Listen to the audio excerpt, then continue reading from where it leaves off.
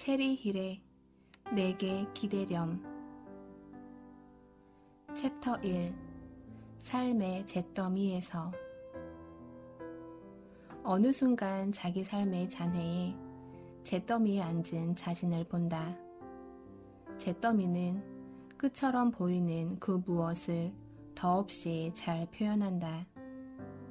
당신의 삶에서 산산조각 나버린 꿈과 좌절된 기대를 아주 적절히 보여준다.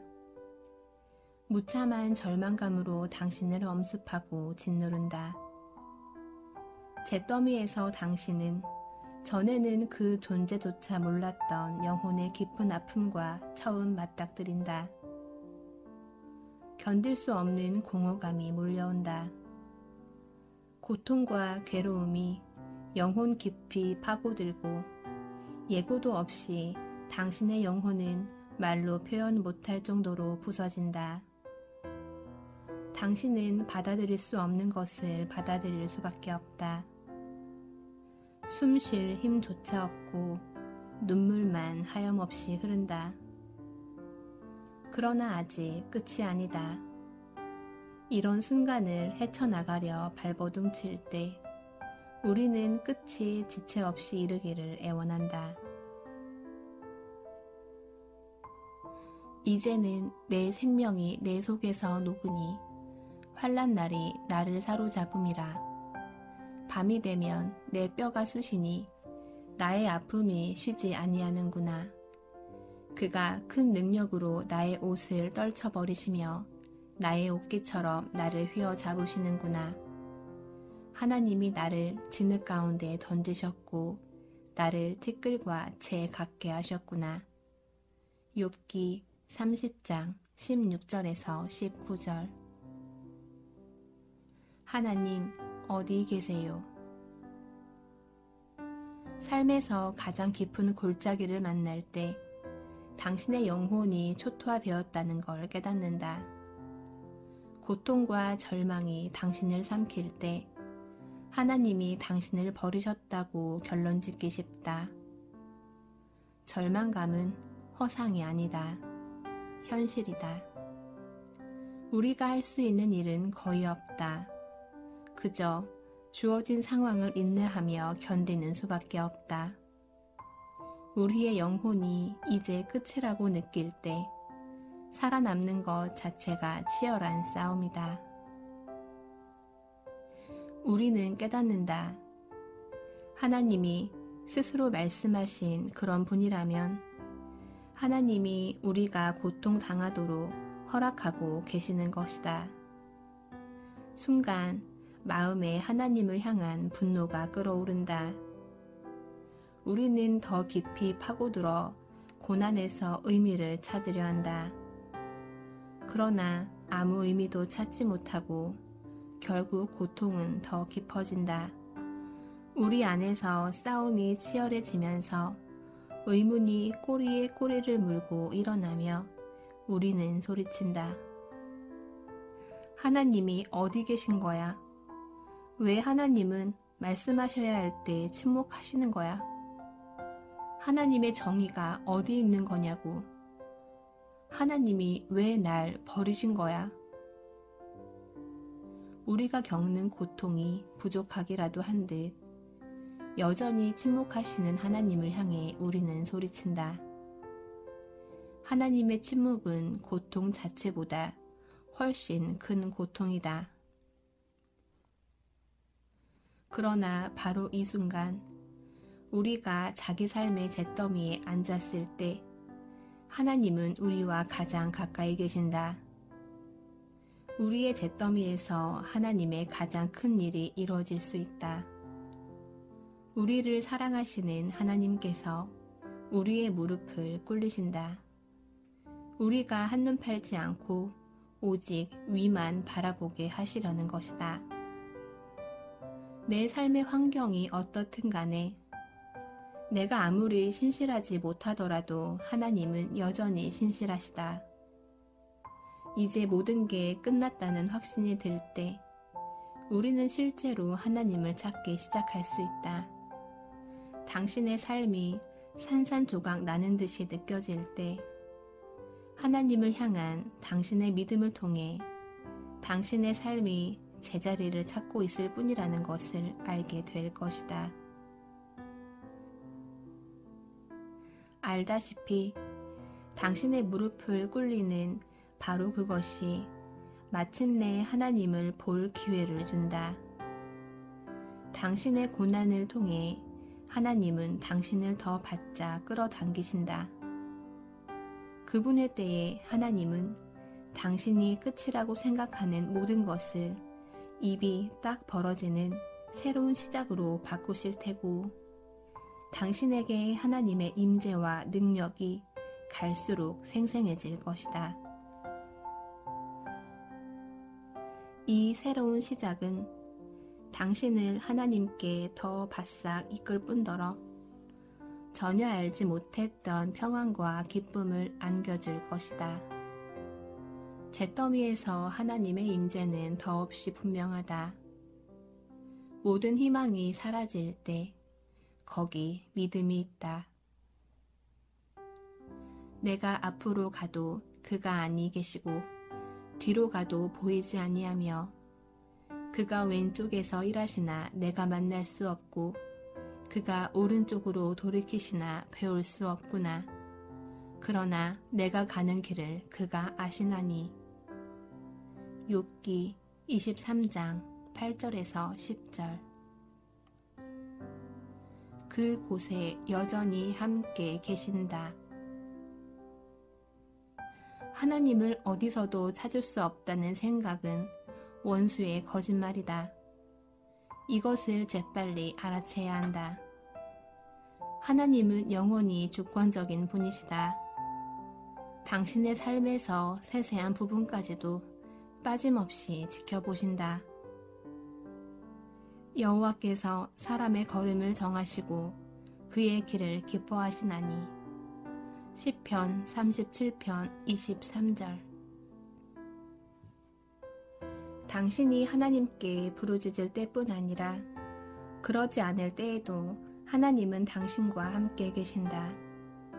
삶의 어려움과 고난이 찾아올 때 하나님을 향한 믿음을 포기하지 말라. 믿음 포기. 사탄이 원하는 것이 바로 이것이다. 원수는 당신이 하나님께 등을 돌리고 믿음에서 돌아서기를 원한다. 당신이 시련당할 때 하나님을 떠난다면 사탄이 찾는 승리를 그에게 안기는 셈이다. 사탄은 실제며 속임수의 대가다. 이 사실만 제대로 파악해도 새로운 시작을 향해 중요한 걸음을 내딛는 셈이다. 당신은 세상이 내게 맞선다고 느낄는지 모른다. 당신이 옳다. 이 세상은 우리의 원수가 머무는 곳이다. 우리는 그가 모든 것을 다스린다고 믿으려는 유혹을 받을지 모른다. 그러나 당신이 앉아있는 잿더미를 만든 불은 하나님이 허락하신 것이다. 그 무엇도 우리의 하나님, 전능하신 하나님의 통치와 권세를 벗어나지 못한다. 당신의 삶에 왜 시련과 환난이 닥쳤는지 이해할 수 없을지 모른다. 그렇더라도 하나님께는 해답이 있다. 하나님께서 이 모두를 허락하신 이유가 있다. 당신의 고난은 계획의 한 부분이다. 하나님은 하나도 빼놓지 않으신다. 모두를 사용해 선을 이루신다. 당신이 보이는 것을 따라 행하지 않고 믿음으로 계속 발걸음을 내딛는다면 하나님 안에서 당신은 자신이 상상했던 것보다 더 강하다는 것을 보여주실 것이다. 당신의 삶에 하나님의 임재와 능력이 상상도 못할 만큼 넘칠 것이다. 확신해도 좋다. 하나님은 당신이 처한 환경에 놀라지 않으시고 지금까지 잃은 모든 것을 너끈히 회복하신다. 하나님은 우리의 타락한 세상을 속속들이 다 아신다. 하나님은 당신이 자기 삶의 죄를 움켜잡고 그분을 바라볼 순간을 고대하신다. 그러나 여호와께서 기다리시나니 이는 너희에게 은혜를 베풀려 하심이요 일어나시리니 이는 너희를 긍휼히 여기려 하심이라. 대저 여호와는 정의의 하나님이심이라. 그를 기다리는 자마다 복이 있도다. 이사야 30장 18절. 이렇게 자신을 내어 맡길 때 하나님은 사랑으로 당신을 품으시고 당신의 삶을 당신이 상상도 못하는 방식으로 다시 빚기 시작하신다. 당신이 하나님을 바라볼 때, 당신의 삶이 산산이 무너질 때 하나님은 미소를 짓고 우주의 창조자께서 일하시는 모습을 지켜보는 게 어떤 것인지 당신에게 직접 보여주기 시작하신다. 하나님에 관해 아주 놀랄만한 사실이 있다. 하나님은 불가능한 일을 행하신다. 하나님께 우리의 잿더미, 곧 좌절된 기대와 꿈을 사용하시도록 내어드리면 하나님은 우리의 삶을 변화시킴으로 그분의 위대한 능력과 사랑을 보여주신다. 무너짐이 클수록 변화는 더 극적이며 마침내 하나님을 절대로 부정할 수 없게 된다. 하나님께서는 우리를 티끌, 즉 흙으로 지으셨다는 사실을 절대 잊어서는 안 된다. 여호와 하나님이 땅의 흙으로 사람을 지으시고 생기를 그 코에 불어넣으시니 사람이 생명이 되니라. 창세기 2장 7절. 하물며 흙집에 살며 티끌로 털을 삼고 하루살이 앞에서라도 무너질 자이겠느냐. 욥기 4장 19절. 하나님의 숨결로 기록된 욥기를 통해 당신은 살면서 겪는 시련과 환난을 보는 지혜를 얻게 될 것이다.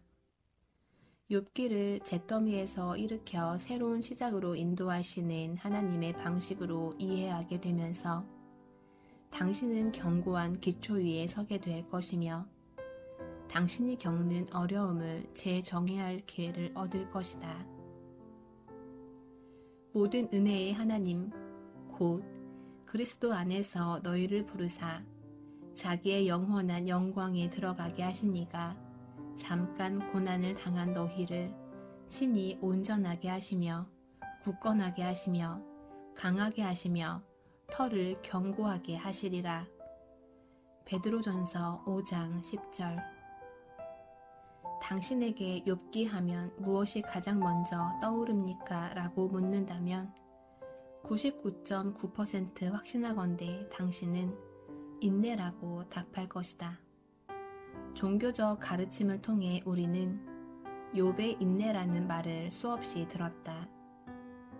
안타깝게도 수많은 사람이 욥기의 의미를 넘겨짚기만 할 뿐 정작 성경의 놀라운 이 책을 제대로 공부하지 않았다. 너무나 많은 사람이 자신은 이미 안다고 생각한다. 이들은 욥기에서 하나님을 향해 인내하라는 것 외에 무엇을 더 배울 수 있겠느냐고 반문한다. 많은 사람이 욥기는 인내를 통해 불같은 인생의 시험을 이기고 하나님께 훨씬 큰 복을 받은 사람에 관한 책이라고 확신한다. 너무나 많은 사람이 욥기는 자신을 위한 책이 아니라고 말한다. 자신은 욥기를 파악했으며 욥기는 온통 인내에 관한 책이고 인내는 자신의 덕목이 아니라고 말한다. 인생의 골짜기에서 벗어날 길을 찾으려면 욥기의 진정한 의미를 꼭 알아야 한다. 욥기는 사실 인내와는 거의 무관하며 순전히 믿음에 관한 책이다. 이 놀라운 책은 어떤 대가를 치르더라도 하나님을 믿고 믿음을 지키며 하나님께 순종하겠다는 결심에 관한 이야기다. 욥기가 순전히 보이는 것을 따라 행하지 않고 믿음으로 행하는 것에 관한 책이라는 것을 이해하게 될 때 욥기는 당신의 삶의 계시로 다가온다. 어떤 사람은 인내를 견딤으로 옮겨야 한다고 주장한다. 이들의 주장도 논쟁의 여지가 있다.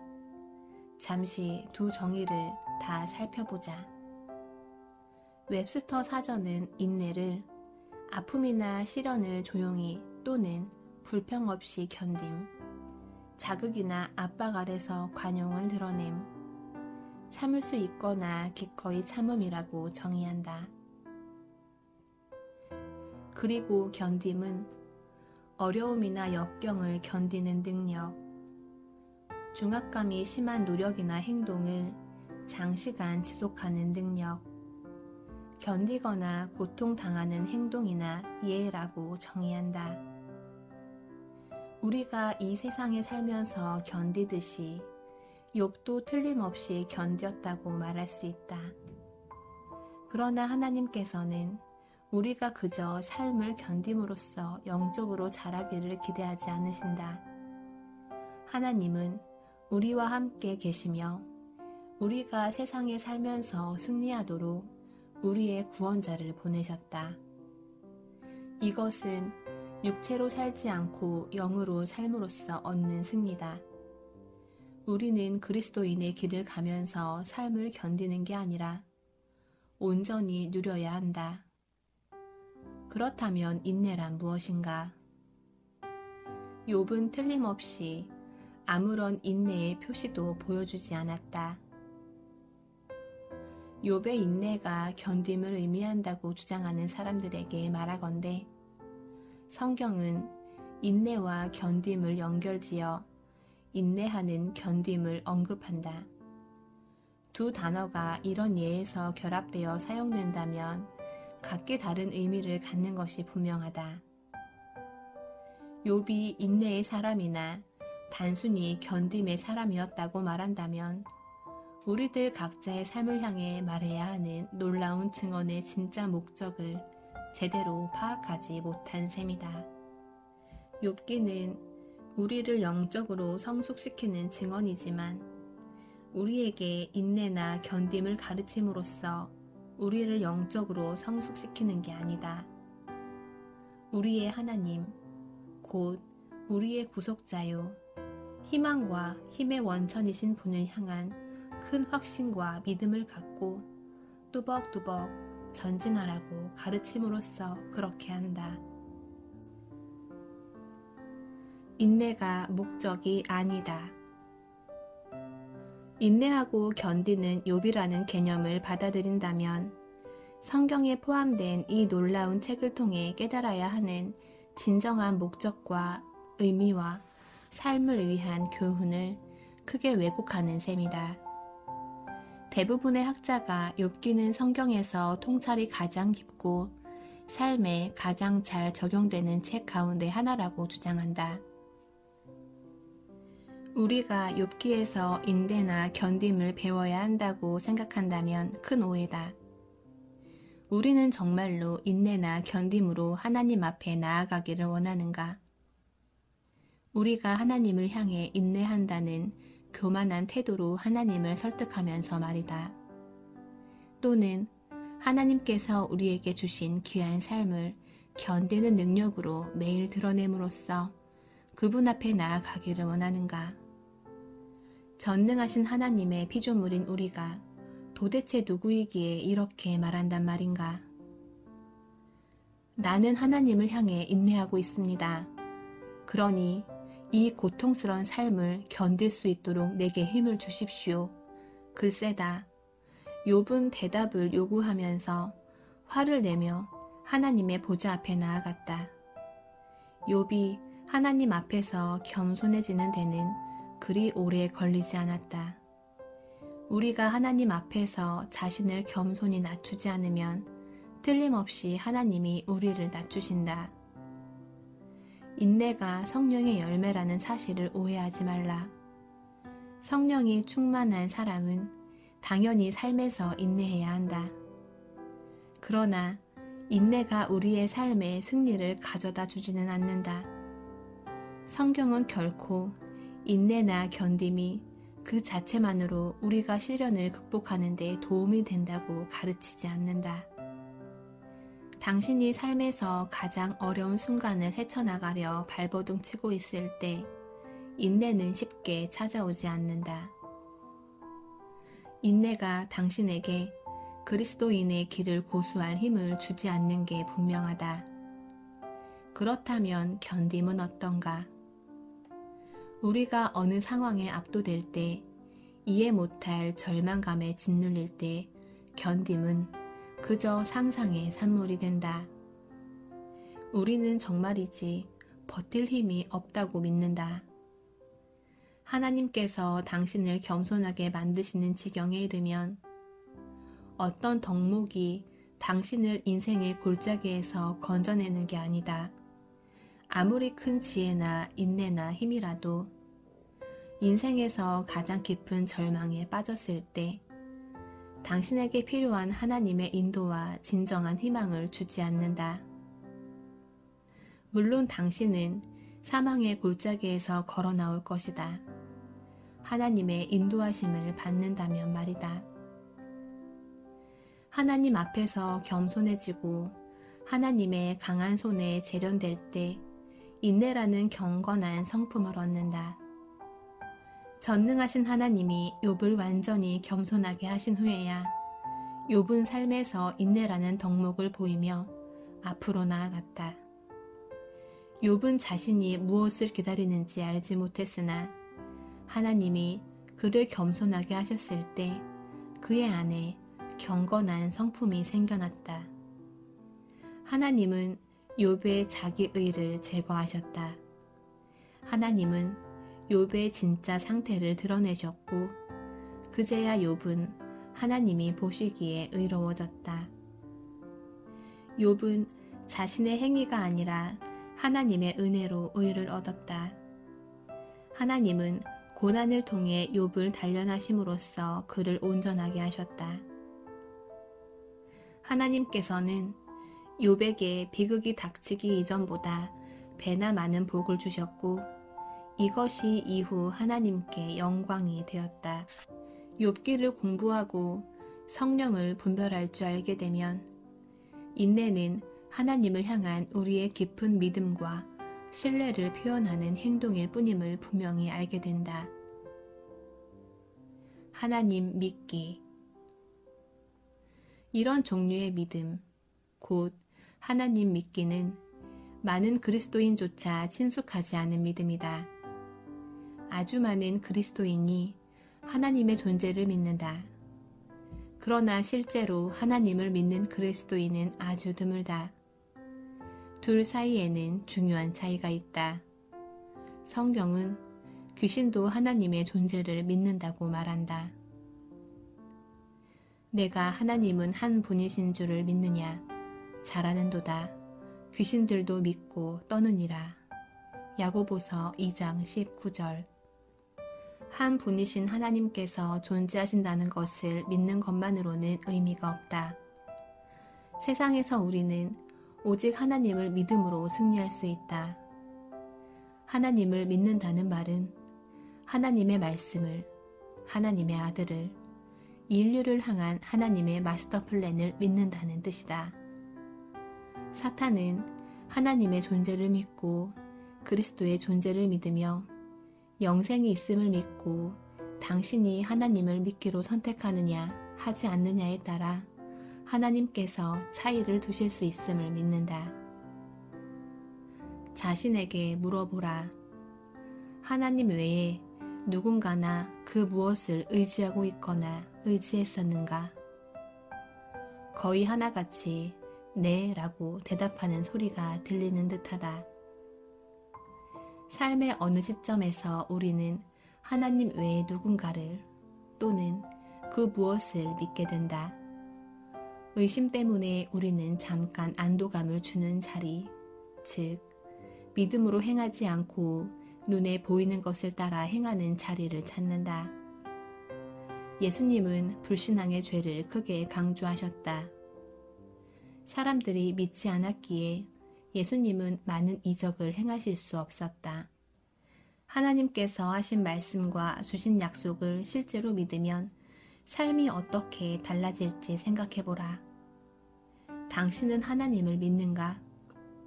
이것이 당신에게 어떤 의미인가? 당신은 무엇을 얻고 또 무엇을 잃는가? 하나님의 말씀을 토대로 쉽게 대답하면 이렇다.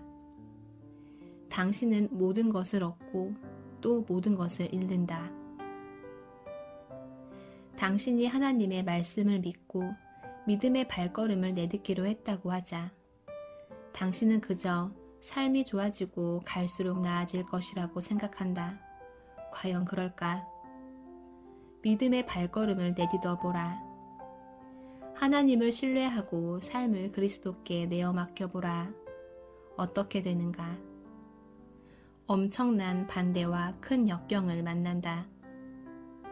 이런 까닭에 하나님께서는 우리가 원수의 거짓말을 채로 거르고 믿음으로 행함으로써 그분의 승리에 이르도록 하기 위해서 우리에게 하나님의 말씀, 곧 하나님의 진리를 선물로 주셨다.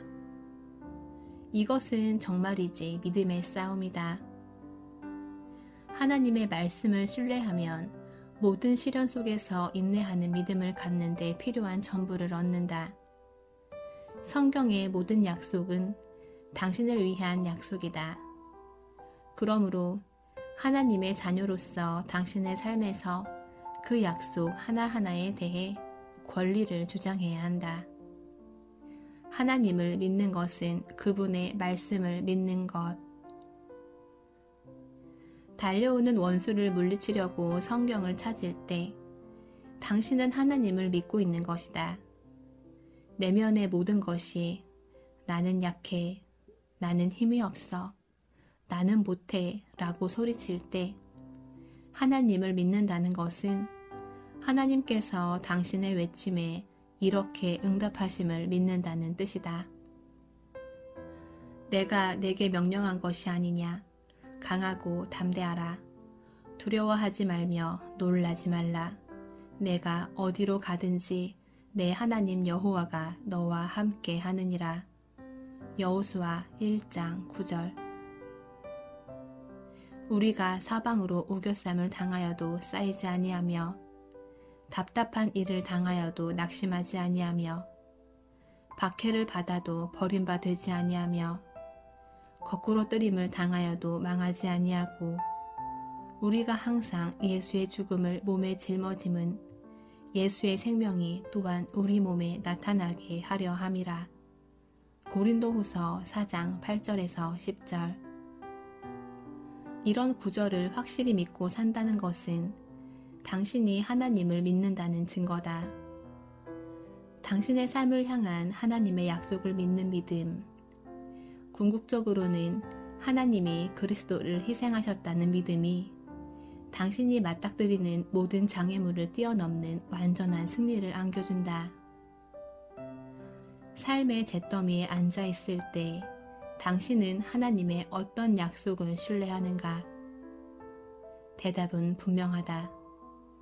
하나도 신뢰하지 않는다. 하나님의 말씀을 온전히 믿는다면 잿더미에 앉아있지 않을 것이다.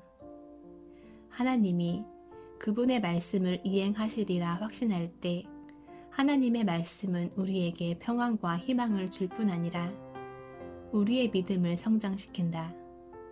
하나님을 믿기로 선택할 때 삶에서 가장 환상적인 기적을 체험할 것이다.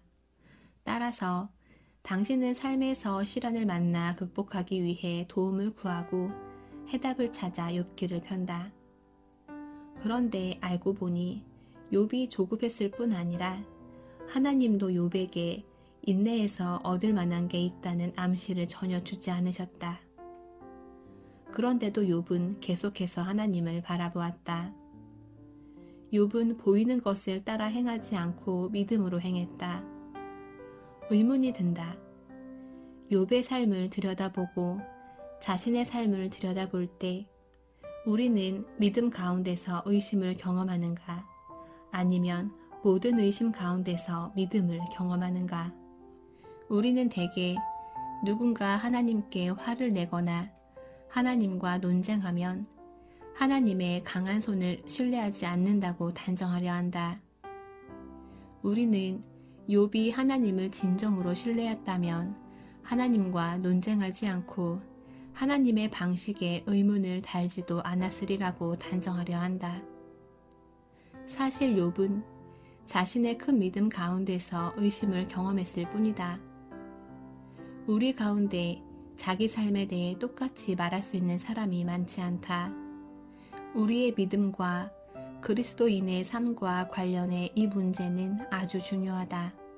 하나님과 그분의 말씀을 믿는 믿음이 삶의 기초여야 한다. 그렇기 때문에 우리는 하나님은 신뢰할 만한 분인가? 라는 물음에 스스로 답해야 한다. 체리 힐의 내게 기대렴. 챕터 1 삶의 잿더미에서 중에서